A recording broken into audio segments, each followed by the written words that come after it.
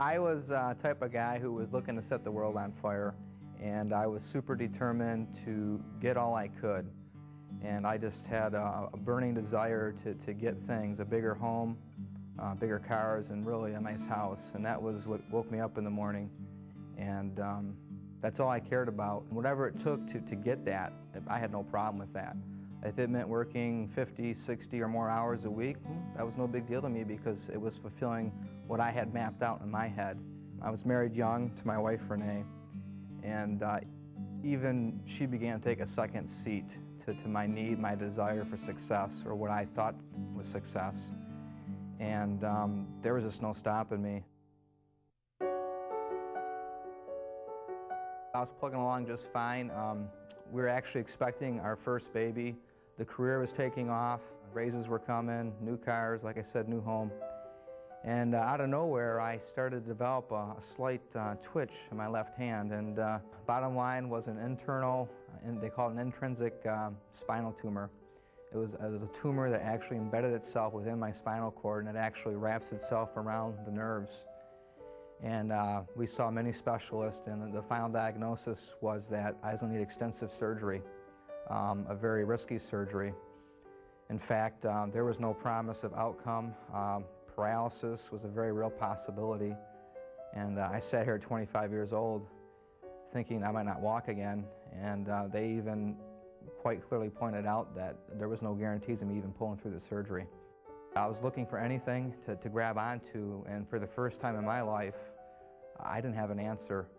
And I tried desperately to console myself, and I couldn't.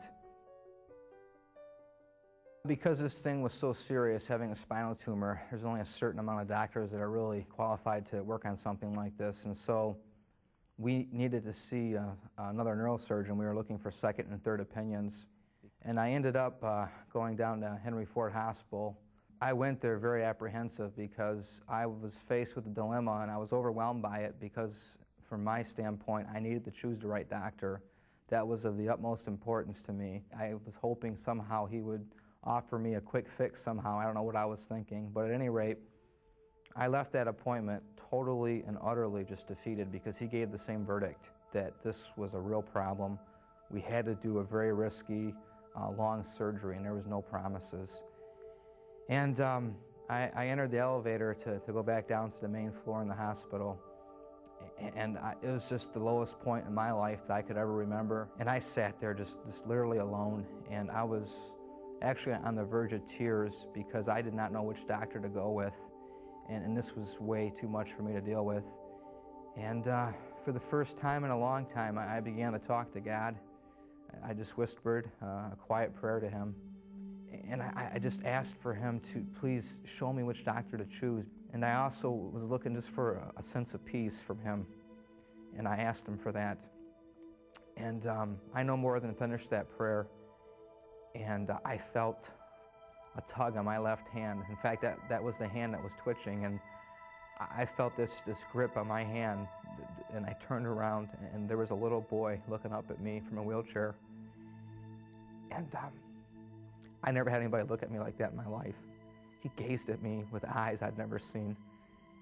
And he began to sing to me.